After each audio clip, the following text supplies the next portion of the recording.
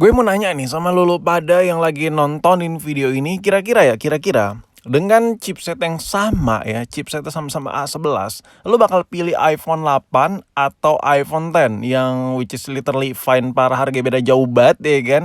Ya, kalau lu pilih iPhone 8 kayak yang lagi gue pegang ini adalah sebuah device termurah untuk chipset A11. Lu udah bisa dapat iPhone 8 tuh harga 2 juta, di bawah 2 juta, sejutaan gitu lah. Lu udah dapat sebuah iPhone 8.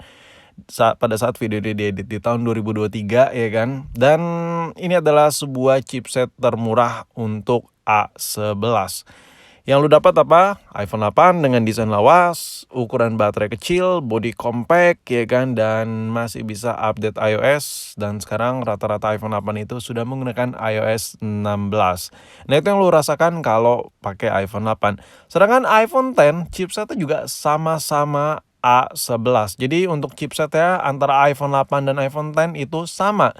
Perbedaan yang paling signifikan, yang paling kelihatan dan kentara parah itu dari sisi harga. Kalau iPhone 8 tadi dengan chipset yang sama-sama A11 itu lo udah bisa embat di harga sejutaan.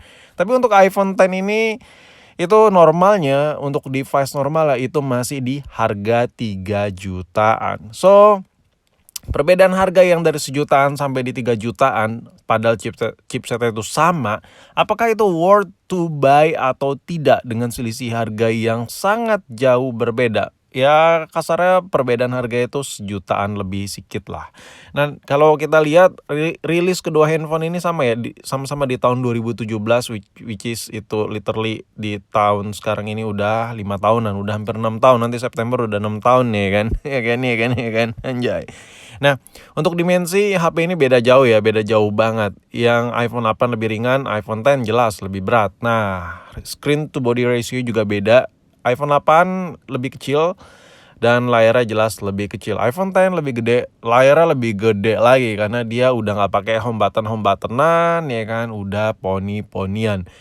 Intinya di perbedaan ini ya, yang lo dapetin ya, selisih harga berjuta-juta dengan chipset yang sama. Di iPhone 10 lo dapat layar yang lebih besar. Dan yang kedua adalah kelebihan yang lo dapetin dengan lo bayar lebih mahal dengan chipset yang sama selain layar udah poni, yaitu adalah RAM. iPhone 8 RAM-nya masih 2 GB, sedangkan iPhone 10 RAM-nya sudah 3 GB. This is not about the speedan ya. Ini bukan masalah performa chipset dan lain-lain. Intinya RAM lebih gede itu lo bisa leluasa, lebih berkreasi lebih dalam lah, lu bisa ngelakuin banyak hal dalam sebuah device lo, nggak terlalu terbatas karena RAM-nya kecil ya kan. Di sini chipsetnya sama-sama A11, sedang yang iPhone 8 cuma 2 GB, sedangkan iPhone 10 RAM-nya 3 GB. So buat lu yang ngerasa chipset A11 itu masih ngerasa ya udahlah chipset A11 itu powerful boy, ya udah gue pakai chipset A11 aja. Saran gue kalau lu mau maksimalin mentok speknya untuk chipset A11, lu pilih iPhone 10 aja. Yang gue rasain untuk iPhone 8 ini chipset A11-nya itu powerful banget, enak banget. Masih enak banget chipset A11 itu dipakai buat daily untuk sebuah HP. Terutama sekarang udah pada update iOS 16 ya. iPhone 8 minusnya baterainya memang rada boros aja sih kalau menurut gue. Yang gue rasain, bukan kalau menurut gue, emang itu yang dirasakan. Siapapun yang beli iPhone 8 pasti ngerasa baterainya rada boros. Tapi dari sisi performa, HP ini masih bisa banget diandalin untuk pemakaian daily, pemakaian harian, pemakaian berat, ya masih bisa lah dipakai untuk sebuah device iPhone 8. Jadi kalau masalah value-nya menurut gue untuk sebuah iPhone 8 ini lebih value banget ketimbang iPhone 10. Oke, sekarang kita lanjut yang lebih ke sisi emosional. Kalau seandainya lo beli iPhone yang butuh murah tapi buat dipakai, saran gue iPhone 8 udah pilihan paling the best. Tapi kalau lo ngarep ganti HP itu, lo ngerasa gue pengen punya HP yang terlihat masih berasa mewah, elegan, dan bisa lebih kepake, dan yang lebih kerja ekstra pada sebuah HP, saran gue iPhone 10. Kenapa? Karena iPhone 10 itu wah gila sih. Tapi ngomongin soal itu ya, sebelum kita bahas lebih dalam lagi untuk iPhone 10, iPhone 8 ini adalah desain yang paling sempurna pada sebuah iPhone menurut gue. iPhone 8 ini adalah desain iPhone menggunakan home button paling terakhir pada saat ini dibuat oleh Apple. Bang, kan ada iPhone SE yang juga masih desainnya pakai home button. No. iPhone SE itu ngambil basic desainnya dari iPhone 8 ini. Nah, kalau kita lihat di website resminya Apple itu untuk iPhone SE generasi paling the latest design iPhone yang sebuah produk iPhone SE-nya. Anjir, gua ngomong belibet banget ya kan. Di sini untuk desain iPhone SE sendiri pun dia menggunakan desain basic dari iPhone 8, which is coba lu hitung aja lah.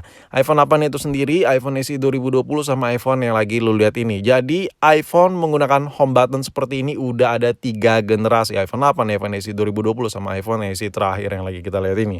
Nah, lu bisa bayangin sebuah desain satu HP itu dipakai ke 3 model. Tandanya desain itu benar-benar perfectly dari sisi penjualan, dari sisi yang mungkin Apple juga bisa ngelihat sendiri bahwa desain iPhone 8 ini adalah desain paling sempurna dari sisi antenanya, desain wiringnya, dalamnya dan lain-lain itu hanya internal Apple yang tahu. Sampai mereka pakai ke 3 generasi. Jadi desain iPhone 8 ini adalah desain yang no neko-neko.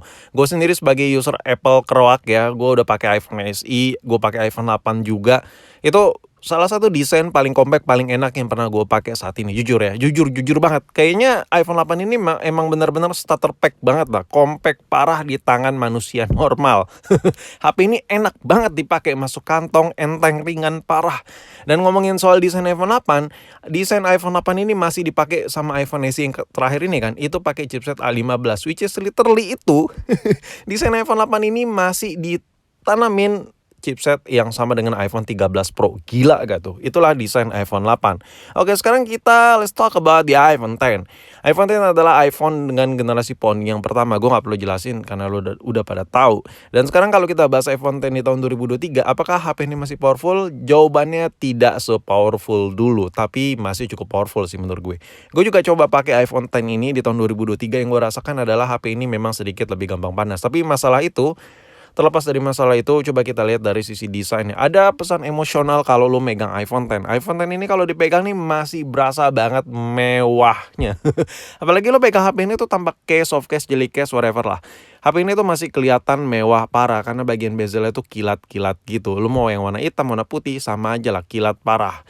Nah, sedangkan untuk iPhone 8 itu matte parah bagian bezel ya, meskipun belakangnya itu dari kaca kilat gitu, tapi bagian sampingnya itu matte gitu. Jadi kesan mewahnya tuh kayak kurang gitu untuk seri 8 dan 8 Plus. Jadi menurut gue kalau lo emosional banget ganti HP, ya ada nilai-nilai tertentu gitu, saran gue iPhone 10 sih. Tapi kalau lu orangnya no kecot, no ribet-ribetan, iPhone 8 udah fix, no debat, no kecot, iPhone 8 itu the best, parah.